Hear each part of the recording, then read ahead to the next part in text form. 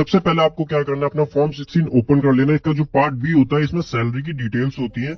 इसके बेसिस पर आप क्विकली आईटीआर 1 फाइल कर सकते हैं सैलरी के केस में। यहाँ पे आप लॉगिन कीजिए इनकम टैक्स पोर्टल पर, करंट असेसमेंट ईयर ऑनलाइन पे सिलेक्ट कीजिए, कंटिन्यू करना है आपको, स्टार्ट न्यू फाइलिंग पे क्लिक करना है। एज ए इंडिविजुअल पे आप प्रोसीड करेंगे, आईटीआर फॉर्म में आईटीआर 1 सेलेक्ट करेंगे। अगर आपने कोई शेयर मार्केट में काम किया है, एफएनओ की आपकी कोई इनकम है, आपके आरएसयूज मिले हैं आपको, या इंडिया के बाहर आपने इन्वेस्ट किया है, उस केस में आईटीआर 1 एप्लीकेबल नहीं होती है, आईटीआर 2 एप्लीकेबल होती है। वो मैं आपको लास्ट में बता दूंगा आईटीआर 2 आपको किस तरीके से फाइल करनी है।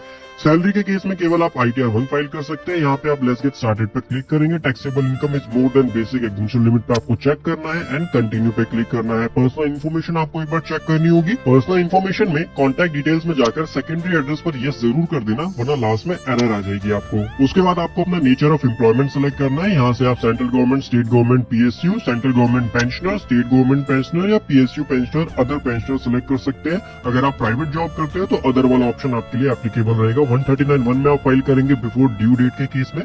रिजीम आपकी डिफॉल्ट टैक्स रिजीम जो है वो न्यू टैक्स रिजीम रहेगी, नो पे ही आपको चेक रहने देना है। बैंक डिटेल्स आप चेक कर लीजिए, सारे बैंक अकाउंट मेंशन करना मैंडेटरी होता है अपनी आईटीआर के अंदर। इसको आप कंफर्म करेंगे। कंफर्म करने के बाद ग्रॉस टोटल इनकम में आपको जाना है। यहाँ पे सैलरी की इन्फॉर्मेशन कई केसेस में ऑटो पॉपुलेट होकर के आ जाती है। अगर आ रही है तो आप उसको अपने फॉर्म 16 से एक बार मैच जरूर कर लीजिए। नहीं आ रही तो आप मैनुअली भी डाल सकते हैं, जैसे हम अपने केस में मैनुअली डाल देते हैं 996235। ठीक है। अगर कोई परक्विजिट्स आ रहे हैं सेक्शन 17(2) के, उसको भी आप यहाँ पे रेफर कर सकते हैं। उसके अलावा एग्जाम्ड अलाउंसेज यहाँ पर आएंगे। कोई एग्जाम्ड अलाउंस आपके फॉर्म 16 में अवेलेबल है वो भी आप मेंशन कर सकते हैं यहाँ पर। एक इंपॉर्टेंट चीज, कई केसेस में देखेंगे आप फॉर्म 16 में आपको एनी अदर, इस वाले पॉइंट के अंदर एनी अदर एग्जम्पशन के अंदर आपको कुछ अमाउंट मिलेगी, बट प्रॉब्लम इज दिस की इनकम टैक्स पोर्टल से एनी अदर वाला ऑप्शन अब रिमूव हो चुका है, तो उसके लिए आप 1014(1) में उसको मेंशन कर सकते हैं। लेकिन यहाँ पर फेक अलाउंसेस बिल्कुल मत डालिएगा। बहुत सारे केसेस स्क्रूटनी में जाते हैं फेक अलाउंसेस को क्लेम करने के चक्कर में, वो मत कीजिएगा। उसके बाद नीचे जाएंगे, डिडक्शन आपकी ऑटो पॉपुलेट होकर आ जाएगी न्यू ईजी में 75,000 रुपीज, इसको आप सेव करेंगे। इनकम फ्रॉम हाउस प्रॉपर्टी कुछ भी नहीं है। उसके बाद अदर सोर्सेज की इनकम यहाँ पे आपकी रिपोर्ट हो जाती है। एग्जाम्प्ट इनकम के अंदर इंपॉर्टेंट पॉइंट है, एग्जाम्प्ट इनकम के अंदर कोई भी आपको एलआईसी का पैसा मिला है मैच्योरिटी पर, तो वो भी आपका एग्जाम्प्ट होता है। एलआईसी के पैसे के लिए आपको यहाँ पे सेलेक्ट करना होगा सम रिसीव, ये रहा एलआईसी वाला ऑप्शन। यहाँ पे 10(10)(D) के अंदर एलआईसी का पैसा आता है। अगर आपको पीएफ का पैसा मिला है तो पीएफ के पैसे के लिए जो सेक्शन होता है, अगर आपका स्टैट्यूटरी प्रोविडेंट फंड है तो 10(11) में जाएगा। अगर आरपीएफ होता है तो 10(12) के अंदर जाएगा। वो आपको चेक करना है कि किस नेचर का आपका पीएफ है। तो इसमें आपका पीएफ का इंटरेस्ट और पीएफ का विड्रॉल दोनों कवर हो जाते हैं, तो आप चेक कर लीजिए आइदर 10(11) और 10(12). कई बार क्वेरी आती है पीएफ का इंटरेस्ट का पैसा कहाँ एग्जाम्प्ट होता है, तो वो यहाँ पे आपको रिपोर्ट करना होता है 10(11), 10(12). अगर समृद्धि सुकन्या योजना का आपको अमाउंट रिसीव हुआ है तो 10(11)(A) के अंदर आएगा आपका, तो यहाँ पे आपको एग्जाम्प्ट अमाउंट डालना होता है। इसके अलावा कई बार आपको पैसा अपने पेरेंट्स से मिलता है, ब्रदर सिस्टर से मिलता है, आपके रिलेटिव से मिलता है।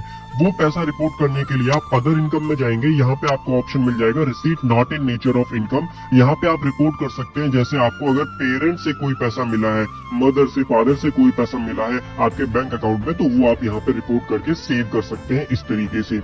ये ऑप्शन भी अब इनकम टैक्स में आ चुका है।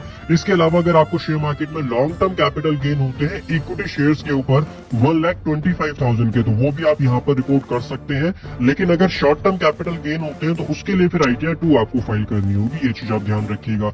डिटेल्स डालने के बाद आप कंफर्म करेंगे, डिडक्शंस के अंदर जाएंगे। न्यू रिजीम में आपको जो है ज्यादा डिडक्शंस अवेलेबल नहीं होती, 80cc(D)(2) की अवेलेबल होती है, बट वो एम्प्लॉय कंट्रीब्यूट करेगा, एम्प्लॉयर जब कंट्रीब्यूट करेगा तब होगा। उसके लिए फॉर्म 16 आप रेफर कर सकते हैं। इसमें आपको अगर होगा कंट्रीब्यूशन तो जरूर मिल जाएगा, बट हमारे केस में नहीं है तो जीरो है। आपके केस में आ रहा है तो डेफिनेटली आप न्यू रिजीम के अंदर भी उसको क्लेम कर सकते हो। उसके बाद आप इसको कंफर्म करेंगे। कंफर्म करने के बाद में टैक्स पेड आ जाएगा। टैक्स पेड में हो सकता है कि फॉर्म 16 के अलावा आपका कोई टीडीएस डिडक्ट हुआ हो, या आपने कोई व्हीकल परचेज किया हो तो आपसे टीसीएस किसी ने कलेक्ट किया हो। सारी टीडीएस और टीसीएस की इन्फॉर्मेशन यहाँ पे आएगी, जो कि आपको मैच करनी है अपने 26AS से। टीडीएस और टीसीएस की इन्फॉर्मेशन आती है इन 4 कॉलम के अंदर, जो कि आपको मैच करनी होती है अपने 26AS से। यहाँ पे आप ऊपर जाएंगे ई फाइल में, यहाँ पे आपको व्यू फॉर्म 26AS मिल जाता है। इसको ओपन करके आप क्रॉस चेक करेंगे, जो भी आपका टीडीएस और टीसीएस है उसकी इन्फॉर्मेशन मैच होनी चाहिए। अगर आपने कोई एडवांस टैक्स या सेल्फ असेसमेंट टैक्स पे किया है उसकी इन्फॉर्मेशन यहाँ आती है एडवांस टैक्स के अंदर। Now advance tax self assessment tax की मैचिंग करने के लिए आपको अपने एआईएस की जरूरत होगी। ये आपका एआईएस होता है, इस पे जाकर के आप चेक कर सकते हैं। इसके अलावा एआईएस में आपका इंटरेस्ट की इनकम भी आती है, एफडी का इंटरेस्ट और सेविंग अकाउंट का इंटरेस्ट, वो भी आप अपनी आईटीआर में जरूर रिपोर्ट करेंगे। वैसे वो ऑटो पॉपुलेट हो जाता है, जैसे हमारे केस में आप देखेंगे तो वो ऑटो पॉपुलेट हो रखा है। इंटरेस्ट की इनकम देखेंगे आप तो इसको आप एक बार मैच जरूर कर लीजिए अपने एआईएस से कि ये सेम अमाउंट यहाँ आ रही है या नहीं आ रही है। तो बहुत सिंपल स्टेप्स होते हैं आईटीआर 1 फाइल करने के लिए। डिडक्शंस को कंफर्म कर दीजिए आप, टैक्स पेड के अंदर सारी डिटेल्स चेक करने के बाद इसको भी कंफर्म कर दीजिए। उसके बाद वेरीफाई योर टैक्स लायबिलिटी। अब देखो टैक्स लायबिलिटी तो जीरो है, बट हमारे केस में टीडीएस कलेक्ट हो रखा था, टीडीएस और टीसीएस, जिसकी वजह से हमको रिटर्न फाइल करनी है। और इसके अलावा भी अगर टीडीएस भी डिडक्ट नहीं होता, नील की आईटीआर फाइल करना भी मैंडेटरी था, बिकॉज हमारी इनकम जो है वो आप देखेंगे बेसिक एग्जम्पशन लिमिट को क्रॉस कर चुके हैं, यहाँ पे 4 लाख को क्रॉस कर चुकी है, तो मैंडेटरी हो जाता है आईटीआर फाइल करना। यहाँ पे हम जब कंफर्म करेंगे तो हमको फाइनल यहाँ पे प्रोसीड टू वेरिफिकेशन में बता देगा, जितना टीडीएस हमारा कटा है पूरा रिफंड यहाँ पर आ जाएगा।